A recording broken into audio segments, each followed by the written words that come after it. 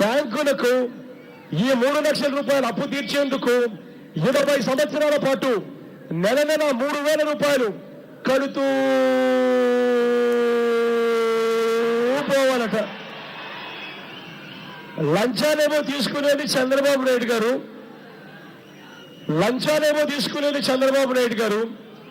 3 లక్షల విలువ చేసే ఫ్లాటు 6 లక్షల రూపాయలకు పేదవాడికి అమ్ముతాడు. ఆ 3 లక్షల లంచాలు చంద్రబాబు తీసుకుంటాడు. ఆ లంచాలకు నెల 3,000 రూపాయలు 20 సంవత్సరాల పాటు ఆ పేదవాడు కడుతూనే ఉండాలట. మీ అందరికీ నేను ఇవాళ హామీ ఇస్తా ఉన్నా, గతంలో చెప్పా, మళ్ళీ ఇవాళ చెప్తా ఉన్నా, రేపొద్దున దేవుడు ఆశీర్వదించి మీ అందరి చల్లని దీవెనలతో రేపొద్దున మనందరి ప్రభుత్వం అధికారంలోకి వచ్చిన తర్వాత మీ అందరికీ నేను ఇవాళ హామీ ఇస్తా ఉన్నా, జగననే నేను మీ అందరికీ హామీ ఇస్తా ఉన్నా. ఏదైతే ఫ్లాట్లు ఎన్నికల వేళ చంద్రబాబు నాయుడు గారు మీకు ఇస్తా ఉన్నారో ఎవరు కూడా వద్దు అనొద్దండి. ఇస్తే ఎవరు కూడా వద్దు అనకుండా తీసుకోండి. ఆ తర్వాత మన ప్రభుత్వం వచ్చిన తర్వాత ఆ 3 లక్షల రూపాయలు మీకు ఏదైతే అప్పు ఉంటుందో, ఏదైతే 20 సంవత్సరాల పాటు నెల 3,000 రూపాయలు మీరు కడుతూ పోవాలో ఆ మొత్తం 3 లక్షల రూపాయలు మన ప్రభుత్వం అధికారంలోకి వచ్చిన వెంటనే మొత్తం 3 లక్షలు మాఫీ చేస్తాను అని చెప్పి హామీ ఇస్తా ఉన్నాను. అందరితో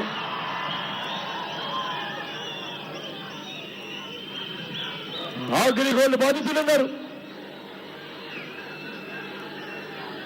ఈ టౌన్లో, ఈ జిల్లాలో కూడా ఎక్కువే. 5 సంవత్సరాలుగా ఒక్కసారి ఆలోచన చేయమని అడుగుతా ఉన్నా.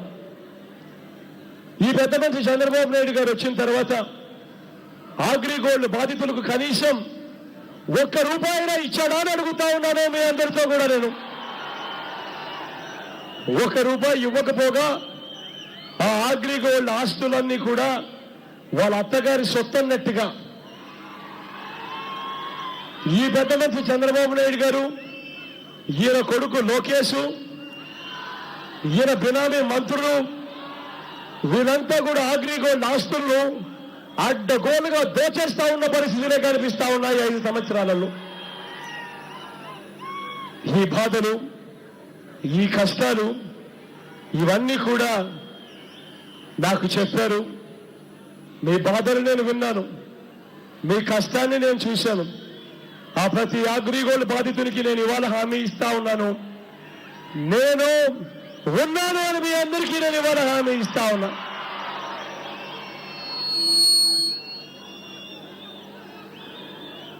ఒకసారి ఈ పెద్ద మనిషి చంద్రబాబు నాయుడు గారి పాలనను గమనించమని అడుగుతా ఉన్నా.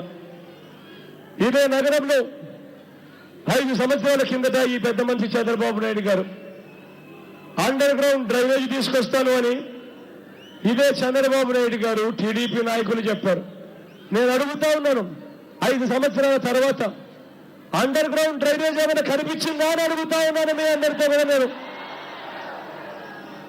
ఇదే పెద్ద మనిషి చంద్రబాబు నాయుడు గారు అన్న మాటలు, మురుగునీరు ప్రవహించే పోతురాజు కాలువలను 100 కోట్లతో ఆధునీకరణిస్తానని చెప్పాడు. ఆధునీకరణ జరిగిందా అని అడుగుతా ఉన్నాను మీ అందరితో కూడా. నేను ముఖ్యమంత్రి హోదాలో ఇస్తా ఉన్న మాటల పరిస్థితి ఇది చూడండి ఒకసారి. గత ఎన్నికల్లో ఒంగోలు నగర ప్రజలకు రోజు తాగునీరు అందిస్తామని చెప్పి ఇదే టీడీపీ నాయకులు హామీ ఇచ్చారు. ఇవాళ నేను అడుగుతా ఉన్నా, 3 రోజులకు ఒకసారి నీళ్ళు వస్తా ఉన్నాయా అని అడుగుతా ఉన్నా మిమ్మల్ని అందరినీ కూడా. నేను ఒకసారి ఆలోచన చేయమని అడుగుతా ఉన్నా. ఆ 3 రోజులకైనా ఇవాళ ఒకసారి నీళ్లు వస్తున్నాయనంటే అది 10 సంవత్సరాల కిందట ఆ దివంగత నేత ప్రీతమ నాయకుడు రాజశేఖర రెడ్డి గారు రామతీర్థం జలాశయం నుంచి నీళ్లు ఇచ్చారు కాబట్టి, ఆ ప్రాజెక్ట్ ఆయన కట్టాడు కాబట్టి కనీసం ఆ మేరకైనా నీళ్లు వస్తా ఉన్నాయి.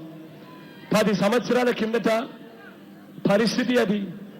ఈరోజు జనాభా పెరిగి 10 సంవత్సరాల తర్వాత తాగునీటి అవసరం ఎక్కువైనా కూడా ఈ 5 సంవత్సరాలలో ఆ దివంగత నేత, ఆ నాయకుడు, ఆ ప్రీతమ నాయకుడు రాజశేఖర రెడ్డి గారు కట్టించిన ఆ గుండ్లకమ్మ రిజర్వాయర్ నుంచి నీళ్లు ఇస్తాను అని చెప్పి ఈ పెద్ద మనిషి చంద్రబాబు నాయుడు గారు మభ్యపెట్టాడు.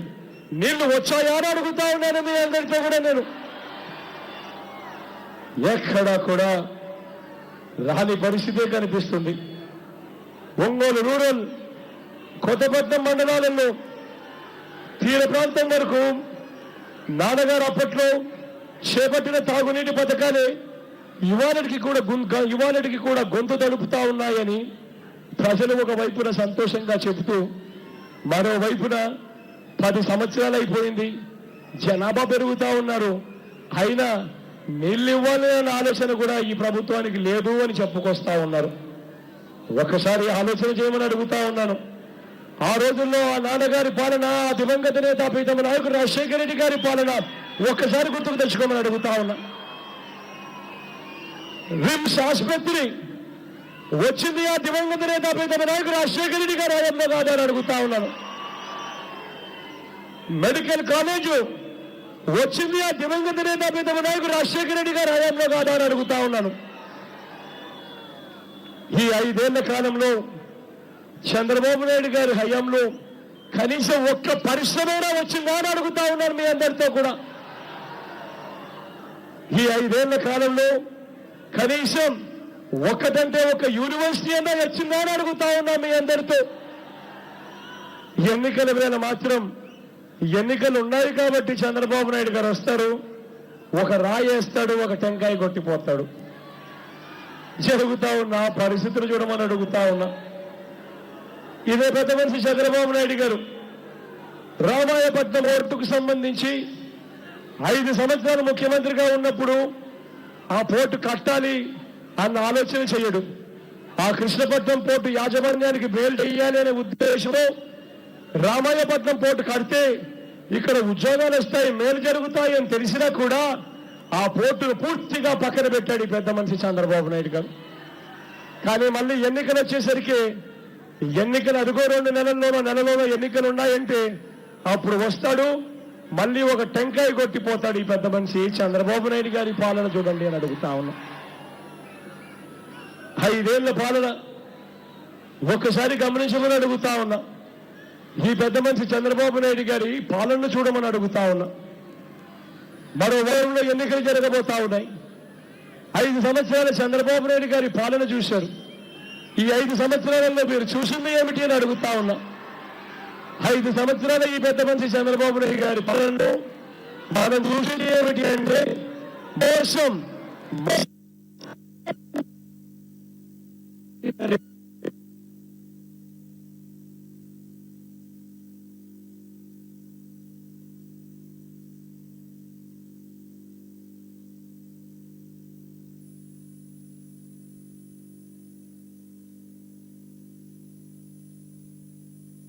తెలిసితే ఒక్కసారి మనం చూస్తే ఏ గ్రామానికి వెళ్ళినా కనిపిస్తారు, ఏ పట్టణానికి వెళ్ళినా కనిపిస్తారు. చదువు అయిపోయి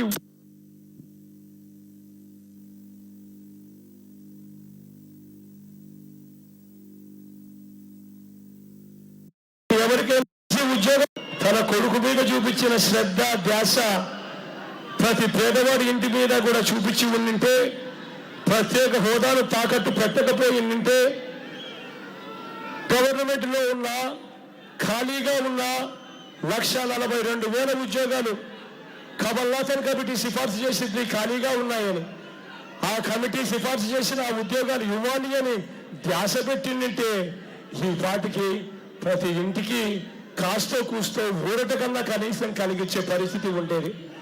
ఈ పెద్ద మనిషి చంద్రబాబు నాయుడు గారి ఈ పెద్ద మనిషి చంద్రబాబు నాయుడు గారి హయాంలో జాబులు రాలేదు. కానీ గతంలో అంతా కూడా అనేవాళ్ళు, చంద్రబాబు నాయుడు గారి నోట్ల నుంచి వచ్చే మాట, జాబు రావాలి అంటే బాబు రావాలి అని అన్నాడు. 5 సంవత్సరాల తర్వాత నేను ఇవాళ అడుగుతా ఉన్నా, ఇవాళ జాబు రావాలి అంటే గట్టిగా జాబు రావాలి అంటే 5 ఏళ్ల తర్వాత వినిపిస్తున్న మాట, జాబు రావాలి అంటే బాబు పోవాలి అన్న మాట ఇవాళ 5 సంవత్సరాల తర్వాత వినిపిస్తా ఉంది. ఈ పెద్ద మనిషి చంద్రబాబు నాయుడు గారి హయాంలో బాబు వచ్చాడు, జాబు పోయింది అని చెప్పేదానికి అనేక ఉదాహరణలు కనిపిస్తాయి ఈ 5 సంవత్సరాల పాలనలో. బాబు వచ్చాడు, 30,000 మంది ఆదర్శ రైతుల ఉద్యోగాలు గోవిందా. బాబు వచ్చాడు, గృహ నిర్మాణ శాఖలో వర్క్ ఇన్స్పెక్టర్లు, కంప్యూటర్ ఆపరేటర్లు 3,500 మంది ఉద్యోగాలు గోవిందా. బాబు వచ్చాడు, 1000 మంది గోపాలమిత్ర ఉద్యోగాలు గోవిందా. బాబు వచ్చాడు, ఆయుష్లో పనిచేస్తా ఉన్న 800 మంది ఉద్యోగాలు గోవిందా. బాబు వచ్చాడు, సాక్షర భారత్లో పనిచేస్తా ఉన్న 30,000 మంది ఉద్యోగాలు గోవిందా. బాబు వచ్చాడు, మధ్యాహ్న భోజనం పథకంలో 14 సంవత్సరాలుగా అక్క చెల్లెమ్మలు పనిచేస్తా ఉన్నారు. అక్షరాల 85,000 మంది అక్క చెల్లెమ్మల ఉద్యోగాలు గోవిందా. బాబు వచ్చాడు, ఉద్యోగాలన్నీ గోవిందా. జీతాన్ని పెంచమని అడిగితే మాత్రం లాఠీలతో దెబ్బలు కొడతా ఉన్న పరిస్థితులు కనిపిస్తా ఉన్నాయి.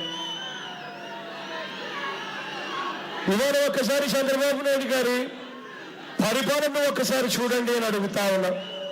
చంద్రబాబు నాయుడు గారి పాలన ఎలా ఉందో ఒక్కసారి చూడండి అని అడుగుతా ఉన్నా. రాష్ట్ర ప్రభుత్వంలో 1,25,000 మంది ఉద్యోగులకు ఫిబ్రవరి నుంచి జీతాలు ఇవ్వడం పూర్తిగా మానేసిన పరిస్థితులు కనిపిస్తా ఉన్నాయి. 1,000 మంది అవుట్ సోర్సింగ్ కాంట్రాక్ట్ ఉద్యోగులకు 4 నెలల నుంచి జీతాలు బంద్. చంద్రబాబు నాయుడు గారు హయాంలో పరిస్థితి. ఉద్యోగులకు తమ జీపీఎఫ్ డబ్బులు తీసుకునేందుకు లేకుండా ఆంక్షలు పెట్టాడు ఈ పెద్ద మనిషి చంద్రబాబు నాయుడు గారి హయాంలో.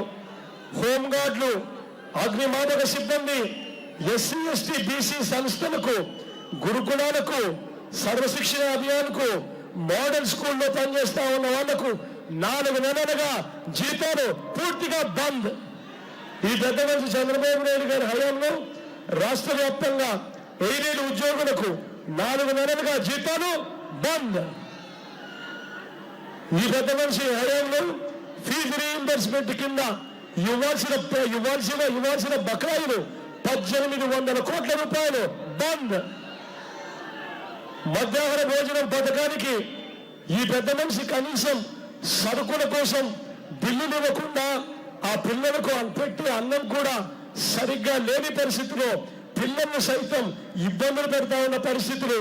ఇటువంటి రాష్ట్ర ముఖ్యమంత్రి బహుశా ప్రపంచ చరిత్రలో ఎవరు కూడా ఉండడమో ఇటువంటి దారుణమైన వ్యక్తి అయినా తప్ప. సిపిఎస్ నిధులను సంబంధిత నిధికి జమ చేయకుండా ఈ పెద్ద మనిషి వాడేశాడు. పోలీసులకు డిఏను పూర్తిగా బంద్ చేశాడు ఈ పెద్ద మనిషి చంద్రబాబు గారు. ఇలాంటి మనిషికి అధికారం ఇస్తే రేషన్ కూడా రేపొద్దున దొరకదు అని ఎవరు కూడా మర్చిపోతుందని చెప్తా ఉన్నాం మీ అందరితో. ఇదే పెద్ద మనిషి చంద్రబాబు నాయుడు గారి పాలన ఒక్కసారి చూడండి అడుగుతా ఉన్నాం. 57 నెలలు ఈ పెద్ద మనిషి 60 నెలలు 5 సంవత్సరాలు ప్రజలు ఓటేస్తారు ముఖ్యమంత్రిగా ఉండడానికి. అటువంటి ముఖ్యమంత్రి 57 నెలలు అన్యాయాలు చేసి చివరి 3 నెలలు మాత్రం పిల్లల్ని సైతం వదిలిపెట్టకుండా చేస్తా ఉన్న మోసం తీరును చూడండి. రాష్ట్రంలో అక్షరాల 1,70,00,000 మందికి ఇల్లులుంటే ప్రతి ఇంటికి నిరుద్యోగ భృతి ఇస్తాను అని 60 నెలలు ఇంటూ 2,000 1,20,000 రూపాయలు బాకీ పడి ఎన్నికలు వచ్చేసరికి చివరి 3 నెలల్లో మాత్రం 1,70,00,000 ఇల్లులుంటే కేవలం 3 లక్షల మందికి మాత్రమే అది కూడా 1,000 రూపాయలు ఇచ్చి నేను నిరుద్యోగ భృతి చేసేసాను అని చెప్పి సిగ్గు లేకుండా టీవీలలో అడ్వర్టైజ్మెంట్ ఇచ్చుకుంటా ఉన్నాడు అని అంటే ఇంతకన్నా దారుణమైన వ్యక్తి ప్రపంచంలో ఎక్కడైనా ఉంటాడని అడుగుతా ఉన్నా. ప్రభుత్వ ఉద్యోగాలు అక్షరాల కమల్నాథన్ కమిటీ సిఫార్సు చేసి 1,42,000 ఉద్యోగాలు ఖాళీగా ఉన్నాయి అని అంటే ఆ 1,42,000 ఉద్యోగాలు వస్తాయని, వాటి కోసం పరీక్షలు పెడతారని, వాటి కోసం మన పిల్లలు ప్రిపేర్ అవుతూ కోచింగ్ సెంటర్ల మీద ఈ 5 సంవత్సరాలలో వేలకు రూపాయలు తగలేస్తా ఉన్న పరిస్థితులు కనిపిస్తా ఉంటే ఈ పెద్ద మనిషి 5 సంవత్సరాల పరిపాలనను కనీసం ఒక్కడంటే ఒక్క ఉద్యోగమైనా ఇచ్చాడా అని అడుగుతా ఉన్నాను ఈ పెద్ద మనిషి చంద్రబాబు నాయుడు గారు. నా 3648 కిలోమీటర్లు సాగిన నా పాదయాత్రలో ప్రతి ఇంట నిరుద్యోగులను చూశా, వారి తల్లిదండ్రులు పడుతున్న ఆవేదనను చూశా, వాళ్ళ బాధలు విన్నా, వాళ్ళు పడుతున్న ఆవేదనను చూశా. వాళ్ళందరికీ కూడా నేను ఇవాళ భరోసా ఇచ్చి చెప్తా ఉన్నాను, నేను ఉన్నాను అని మీ అందరికీ ఇవాళ భరోసా ఇచ్చి చెప్తా ఉన్నాను. రేపొద్దున దేవుడు ఆశీర్వదించి మీ అందరి చల్లని దీవెనతో రేపొద్దున మనందరి ప్రభుత్వం అధికారంలోకి వచ్చిన తర్వాత ఉద్యోగాల విషయంలో రేపొద్దున మన ప్రభుత్వం ఏం చేస్తుంది అన్న విషయాలు ఇవాళ కాసేపు మీతో నేను పంచుకుంటాను. మన ప్రభుత్వం అధికారంలోకి వచ్చిన తర్వాత మనం చేయబోయే మొట్టమొదటి పని ఈ రాష్ట్రంలో ఖాళీగా ఉన్న 2,30,30,000 ఉద్యోగాలు, 1,42,000 చంద్రబాబు నాయుడు గారు ముఖ్యమంత్రి అయ్యే నాటికే ఖాళీగా ఉన్నాయి అని కమల్నాథన్ కమిటీ సిఫార్సు చేసింది. ఈ 5 సంవత్సరాలలో రిటైర్ అయిపోయిన వాళ్ళను కలుపుకుంటే మరో 90,000 ఉద్యోగాలు, అంటే మొత్తంగా 2,30,30,000 ఏదైతే ఖాళీగా ఉన్నాయో అధికారంలోకి వచ్చిన వెంటనే మొట్టమొదటి చేసే పని మొత్తం 2,30,30,000 ఉద్యోగాలను వెంటనే భర్తీ చేసేదానికి శ్రీకారం చుడతాను మీ అందరికీ హామీ ఇస్తా ఉన్నా. అంతేకాదు ప్రతి సంవత్సరం జనవరి 1వ తారీఖు వచ్చేసరికి ప్రభుత్వ ఉద్యోగాల క్యాలెండర్ను కూడా ప్రతి సంవత్సరం విడుదల చేస్తానని చెప్పి కూడా హామీ ఇస్తా ఉన్నా. ఉద్యోగాల కల్పన కోసం ఇంకా ఒక అడుగు ముందుకు వేస్తాం. ప్రతి గ్రామంలోనూ ప్రతి వార్డులోనూ మీ గ్రామంలో మీ వార్డుల్లో మీ దగ్గరికి వార్డు సెక్రటేరియట్, గ్రామాలలో అయితే గ్రామ సెక్రటేరియట్ తీసుకొస్తారని హామీ ఇస్తా ఉన్నా. మీ వార్డు సెక్రటేరియట్లో కానీ మీ గ్రామ సెక్రటేరియట్లో కానీ చదువుకున్న పిల్లలు 10 మందికి అక్కడే అదే వార్డు సెక్రటేరియట్లోనే అదే గ్రామ సెక్రటేరియట్లోనే చదువుకున్న మీ పిల్లలకు అక్కడే 10 మందికి అక్కడే ఉద్యోగాలు ఇస్తాను అని చెప్పి కూడా నేను ఇస్తా ఉన్నాను. మీ వార్డులోనే మీ గ్రామంలోనే ఇస్తాను. ఈ గ్రామ సెక్రటేరియట్ రేపొద్దున ఆ వార్డులో కానీ ఆ గ్రామంలో కానీ వీళ్ళు చేసేది ప్రజల దగ్గరికి పాలన తీసుకొని పోతుంది. ఇవాళ ఒక్కసారి ఈ పాలన చూడమని అడుగుతా ఉన్నా. ఇవాళ మీకు ఇవాళ మీకు రేషన్ కావాలన్నా, పెన్షన్ కావాలన్నా, ఇల్లు మంజూరు కావాలన్నా, ఆరోగ్యశ్రీ కావాలన్నా, ఫీజు రీయింబర్స్మెంట్ కావాలన్నా, ఇవాళ ఏ పథకం కావాలన్నా కూడా ఇవాళ పరిస్థితి ఏమిటి? చివరికి మరుగుదొడ్లు కావాలన్నా ఇవాళ పరిస్థితి ఏమిటి అని అంటే జన్మభూమి కమిటీల మాఫియా చెలరేగుతా ఉంది ఇవాళ ఈ రాష్ట్రంలో. ఏది కావాలన్నా మొట్టమొదటి అడిగేది లంచం లేనిదే ఏ పని కూడా జరగని పరిస్థితి ఇవాళ రాష్ట్రంలో కనిపిస్తా ఉంది. మొట్టమొదటి అడిగే ప్రశ్న ఏమిటి? మీరు ఏ పార్టీ వారు అని చెప్పి అడుగుతా ఉన్నా మొట్టమొదటి ప్రశ్న వినిపిస్తా ఉంది. ఇవన్నీ కూడా పూర్తిగా మారిపోతాయి. గ్రామ సెక్రటేరియట్, వార్డు సెక్రటేరియట్ తీసుకొని వస్తాం. మీ పిల్లలకు చదువుకున్న మీ పిల్లలకు 10 మందికి అక్కడే ఉద్యోగాలు ఇస్తాం. ఉద్యోగాలు ఇచ్చి ఆ పిల్లలు రేపొద్దున మీకు పెన్షన్ కావాలన్నా, రేషన్ కార్డు కావాలన్నా, ఇల్లు మంజూరు కావాలన్నా, ఫీజు రీయింబర్స్మెంట్ కావాలన్నా, ఆరోగ్యశ్రీ కావాలన్నా, లేక నవరత్నాల్లో మనం చెప్పిన ఏ పథకం కావాలన్నా కూడా మీరు వెళ్ళి అప్లికేషన్ పెట్టండి. 72 గంటల్లోనే ఎటువంటి లంచాలకు తావు లేకుండా మీకు వెంటనే శాంక్షన్ అయ్యేట్టుగా చేస్తామని చెప్తా ఉన్నా. కులం చూడం, మతం చూడం, రాజకీయాలు చూడం, పార్టీలు కూడా చూడమని చెప్పి మీ అందరికీ కూడా హామీ ఇస్తా ఉన్నా. ఉద్యోగాల కల్పనలో ఇంకా ఒక అడుగు ముందుకు వేస్తా ఉన్నాం. గ్రామ సెక్రటేరియట్, వార్డు సెక్రటేరియట్ పెట్టడమే కాదు, మీ వార్డులో, మీ గ్రామంలో, మీ వార్డులో కానీ మీ గ్రామంలో కానీ ప్రతి 50 ఇళ్లకు ఒకరికి ఉద్యోగం ఇస్తాం. ప్రతి 50 ఇళ్లకు ఒకరికి గ్రామ వాలంటీర్గా ఉద్యోగం ఇస్తాం. 5,000 రూపాయలు వాళ్ళకు గౌరవవేతనం ఇస్తాము. ఆ 50 ఇళ్లకు సంబంధించిన పూర్తి బాధ్యతలన్నీ కూడా గ్రామ వాలంటీర్కి ఇస్తాం. చదువుకున్న మీ పిల్లలు, సేవా దృక్పథం ఉన్న మీ పిల్లలకు వేరే చోట బయట ఎక్కడైనా ఇంతకన్నా మంచి ఉద్యోగం వచ్చేదాకా గ్రామ వాలంటీర్గా 5,000 రూపాయలు గౌరవ వేతనం తీసుకుని గ్రామ సెక్రటేరియట్తో అనుసంధానమై ఆ 50 ఇళ్లకు సంబంధించిన పూర్తి బాధ్యతను వాళ్ళు తీసుకుని వాళ్ళు గ్రామ వాలంటీర్లుగా పనిచేస్తారు. రేపొద్దున మీకు రేషన్ బియ్యం కావాలన్నా, మీకు పెన్షన్ కావాలన్నా, మీకు ఇల్లు రావాలన్నా, నవరత్నాల్లో చెప్పిన ఏ కార్యక్రమం కావాలన్నా, ఆరోగ్యశ్రీ కావాలన్నా, ఫీజు రీయింబర్స్మెంట్ కావాలన్నా, ఏది కావాలన్నా కూడా ఎవరి చుట్టూ మీరు తిరగాల్సిన పని లేదు, ఎవరికి మీరు లంచాలు ఇవ్వాల్సిన పని లేదు. ఈ గ్రామ వాలంటీర్లు ఎవరినైతే మనం 50 ఇళ్ళకు ఒకరిని పెడతా ఉన్నామో వాళ్ళు నేరుగా మీ ఇంటి దగ్గరకు వస్తారు, వచ్చి మీ తలుపులు కొడతారు, మీ డోర్ను కొట్టి మీకు డోర్ డెలివరీ చేస్తారని చెప్పి హామీ ఇస్తా ఉన్నాను ప్రతి ఒక్కరికి. ఉద్యోగాల కల్పనలో ఇంకా ఒక అడుగు ముందుకు వేస్తా ఉన్నాం. ఇవాళ గవర్నమెంట్ కాంట్రాక్ట్లు ఉన్నాయి. ఏపీఎస్ఆర్టీసీ బస్సులు అద్దెకు తీసుకోవడం మొదలు నుంచి గవర్నమెంట్ అద్దెకు కార్లు తీసుకోవడం మొదలు పెడితే ఇటువంటి అద్దెకు తీసుకొని నడిపే బస్సులు కానీ కార్లు కానీ లేక ఇంకా ఆదాయం వచ్చే గవర్నమెంట్ కాంట్రాక్ట్లు చాలా ఉన్నాయి. ఈ గవర్నమెంట్ కాంట్రాక్ట్లు అన్నీ కూడా ఇవాళ పరిస్థితి ఏమిటి అని అంటే ఆర్టీసీలో బస్సు పెట్టాలి అని అంటే అది ఎవరు పెడతాడు? జేసీ బ్రదర్స్ పెడతారు, లేకపోతే కాశినేని ట్రావెల్స్ అని వాళ్ళ పార్టీకి చెందిన ఎంపీలు పెట్టే పరిస్థితి. ఇది పూర్తిగా మార్చేస్తాం. గవర్నమెంట్కి సంబంధించిన ప్రతి కాంట్రాక్టు, ఆదాయం వచ్చే ప్రతి కాంట్రాక్టు కూడా పూర్తిగా నిరుద్యోగ యువతగా ఇస్తానని చెప్పి హామీ ఇస్తా ఉన్నాను.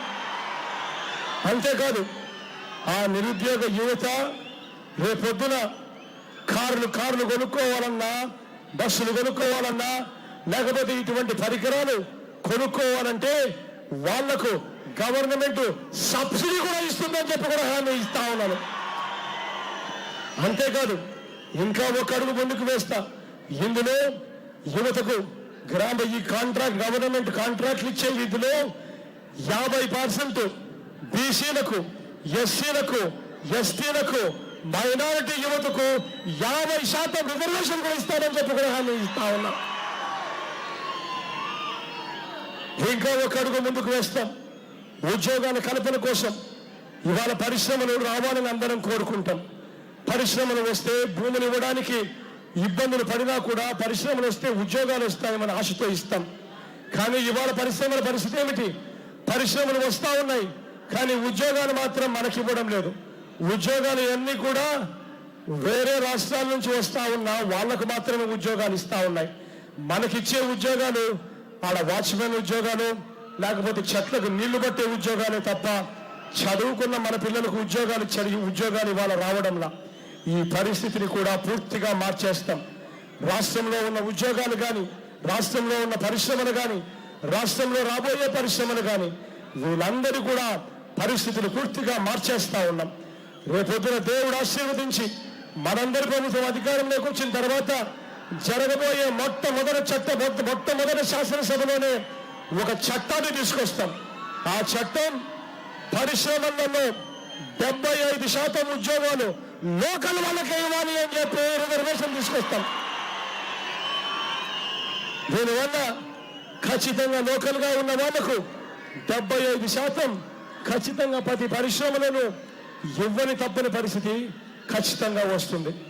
ఒకవైపున పరిశ్రమలు ఇది చేసినందువల్ల ఆ పరిశ్రమలు నష్టపోకుండా ఉండేందుకు, ఆ పరిశ్రమల్లో పనిచేసే పిల్లలు అన్ని రకాలుగా క్వాలిఫైడ్గా ఉండేందుకు ఆ పరిశ్రమలతో అనుసంధానమై గవర్నమెంట్ జిల్లాను ఒక యూనిట్గా తీసుకుని జిల్లాలో ఉన్న అన్ని పరిశ్రమలను ఒక తాటి మీదకి తీసుకొని వచ్చి ఆ పరిశ్రమలకు ఎటువంటి క్వాలిఫికేషన్లో ఉన్న ఉద్యోగాలు కావాలి, వాళ్ళకి ఎటువంటి స్కిల్స్ ఉండాలి అన్న దాని మీద వాళ్ళతో కలిసి వర్కౌట్ చేసి ప్రతి జిల్లాలోనూ స్కిల్ డెవలప్మెంట్ సెంటర్లను పెట్టి మన పిల్లలకు ఉచితంగా ట్రైనింగ్ కూడా ఇస్తాము అని చెప్పి కూడా హామీ ఇస్తా ఉన్నాను.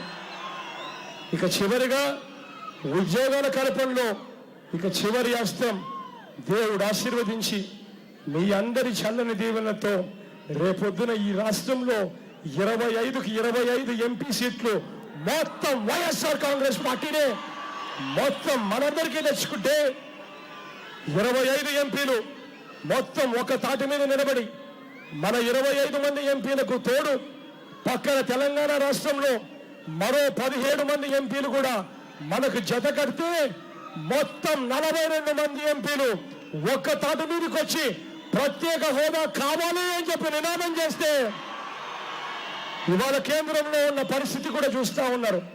కేంద్రంలో ఏ ప్రభుత్వానికి పూర్తి మెజారిటీ వచ్చే పరిస్థితి లేదు. 42 మంది ఎంపీలు, 25 మనవి, తెలంగాణలో 17, మొత్తం ఒక తాటి మీదకి వచ్చి ప్రత్యేక హోదా మీరు ఇస్తే మేము మద్దతు తెలుపుతామని చెబితే కేంద్రంలో ఎవడు ప్రభుత్వం ఫోన్ చేసినా కూడా ఖచ్చితంగా ప్రత్యేక హోదా ఇవ్వాలి తప్పని పరిస్థితిలోకి ఖచ్చితంగా పోయే పరిస్థితి వస్తుంది. ప్రత్యేక హోదాను సాధించుకుందాం. ఎప్పుడైతే మనకు ప్రత్యేక హోదా వస్తుందో అప్పుడు పరిశ్రమలు పెట్టే వాళ్ళు ముందుకు వస్తారు, హోటళ్లు కట్టే వాళ్ళు ముందుకు వస్తారు, హాస్పిటళ్లు కట్టే వాళ్ళు ముందుకు వస్తారు. ఎందుకు ముందుకు వస్తారో తెలుసా? ఇన్కమ్ ట్యాక్స్ కట్టాల్సిన పనుల, జిఎస్టీలు కట్టాల్సిన పనుల. ఎప్పుడైతే నువ్వు ఇన్కమ్ ట్యాక్స్ కట్టాల్సిన పని లేదో, ఎప్పుడైతే నువ్వు జిఎస్టీ కట్టాల్సిన పని లేదో అప్పుడు హోటళ్లు కట్టే వాళ్ళు హోటళ్లు కడతారు, హాస్పిటళ్లు కట్టే వాళ్ళు హాస్పిటళ్లు కడతారు, పరిశ్రమలు పెట్టే వాళ్ళు పరిశ్రమలు పెడతారు, ఐటీ స్పేస్ తీసుకునే వాళ్ళు ఐటీ స్పేస్ తీసుకుంటారు. అన్ని రకాలుగా రాష్ట్రంలోని ప్రతి జిల్లా ఒక హైదరాబాద్ అవుతుందని మీ అందరికీ కూడా నేను ఇవాళ చెబుతా ఉన్నాను. దేవుడు ఆశీర్వదించి మీ అందరి చల్లని దీవెనలతో ఇవన్నీ నేను చేయగలిగితే దేవుడు ఆశీస్సులతో ఖచ్చితంగా మన రాష్ట్రంలో ఉన్న చదువుకున్న పిల్లలకు ఖచ్చితంగా న్యాయం చేయగలుగుతానన్న నమ్మకం, విశ్వాసం నాకున్నాయి. మీ అందరి చల్లని దీవెనలతో, మీ అందరి చల్లని ఆశీస్సులతో ఇది చేయగలుగుతామన్న నమ్మకం నాకుంది. ఎన్నికల దగ్గరకు వచ్చేసరికి చంద్రబాబు నాయుడు గారు చేయని కుతంత్రం ఉండదు. ఎన్నికల దగ్గరకు వచ్చేసరికి ప్రతి ఊటికి, ప్రతి వార్డుకు చంద్రబాబు నాయుడు గారు మూటలు డబ్బులు పంపిస్తారు. పంపించి ప్రతి చేతిలోనూ 3,000 రూపాయలు డబ్బులు పెట్టే ప్రయత్నం చేస్తారు. పెట్టి మిమ్మల్ని అందరినీ మరొకసారి మభ్యపెట్టి మళ్ళీ మోసం చేసేందుకు ప్రయత్నం చేస్తారు. కాబట్టి మీ అందరితో కూడా నేను కోరుతా ఉన్నా, మీరందరూ ప్రతి వార్డులోకి వెళ్ళాలి, మీరంతా ప్రతి గ్రామంలోకి వెళ్ళాలి, వెళ్ళి ప్రతి అక్కను కలవాలి, ప్రతి చెల్లెమ్మను కలవాలి, ప్రతి అవ్వను కలవాలి, ప్రతి తాతను కలవాలి.